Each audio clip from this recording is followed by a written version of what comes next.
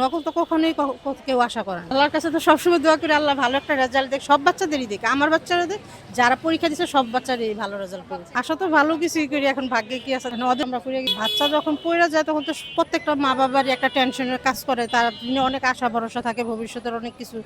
এবং ওইসব বাচ্চাদের নিয়ে তো আমরা তো সবসময় তাদেরকে গাইড দিয়েই রাখি, এর মধ্যে তো ভুল হয়ে যায়। এটাই সবাই তো নজর দিয়েই রাখে, আমার শরীরটা আমরা তো আর কিছু বলতে পারি না যে আপনাদের বাচ্চা পড়ে নাই কিংবা দোষটা আমাদেরই হয়, বাচ্চাদেরই হয়।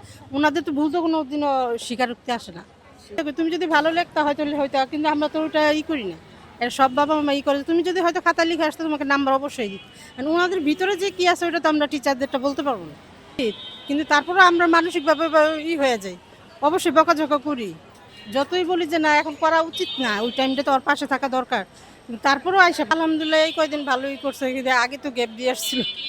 মেয়ে তো আমার ছোট, এখন ছেলে পড়ছে আলহামদুলিল্লাহ ভালো, কিন্তু প্রথমে তো গ্যাপ দিয়ে আসছে, তখন টাইম আছে করে এখন তো শেষ মুহূর্ত। আশা তো করি ভালো কিছু, তো আশা করে যে প্লাস তো অবশ্যই টেনশন তো আতঙ্ক তো আছে। এখন উনি যেভাবে এসে হঠাৎের উপরে চাপ পড়ছে না, ওরা তো প্রথম দিক থেকে হয়ে আসছে, আগের নিয়ম থেকে পড়ে আসছে, এখন হঠাৎ এসে আবার নতুন নিয়ম হয়েছে, ওদের উপর একটু চাপ পড়ে গেছে।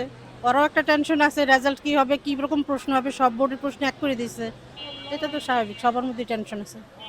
লিখিত পরীক্ষা ধরেন ওরা নিজের একটু পরে, অটো পাশে তো ধরো দেখা অনেক সময় ভালো খারাপ ছাত্র ভালো রেজাল্ট করে গেছে অটো পাশে, আবার অনেক খারাপ ভালোগুলো হয়ে গেছে, ওইটা অটো পাশের তো আমি কিনা। আবার ধরে অটো পাস ধরছে আপনি, এইটা রেজাল্ট দিয়ে আপনারা মেট্রিকের বিবেচনা করছে, কিংবা মেট্রিকের রেজাল্ট দিয়ে ইন্টার বিবেচনা করছে, ওইটা তো হলো না। রিটার্ন যেটা লিখবে ওইটাতে তো ওদের অভিজ্ঞতা। নকল তো অবশ্যই, নকল তো করা কখনোই উচিত না। বাচ্চা যতটুকু পারবে অতটুকু লিখে আসবে, তার মধ্যে থেকে আল্লাহ ভাগ্যে যা রাখতে হবে, যেরকম পরিশ্রম করবে সেরকম রেজাল্ট আসবে। নকল তো কখনোই কেউ আশা করে না। হ্যাঁ, ওনার দিক থেকে উনি ঠিক করছে। এখন আমাদের বাচ্চাদের উপর আবার চাপ হয়ে গেছে, ওরা যদি আগে পড়ে যারা পড়ে গেছে তার তো ভালোই, আলহামদুলিল্লাহ নিজের প্রতি বিশ্বাস রাখা ভালো। আল্লাহর কাছে তো সবসময় দোয়া করি আল্লাহ ভালো একটা রেজাল্ট দেখ, সব বাচ্চাদেরই দেখ, আমার বাচ্চারা দেখ, যারা পরীক্ষা দিচ্ছে সব বাচ্চারই ভালো রেজাল্ট করুক।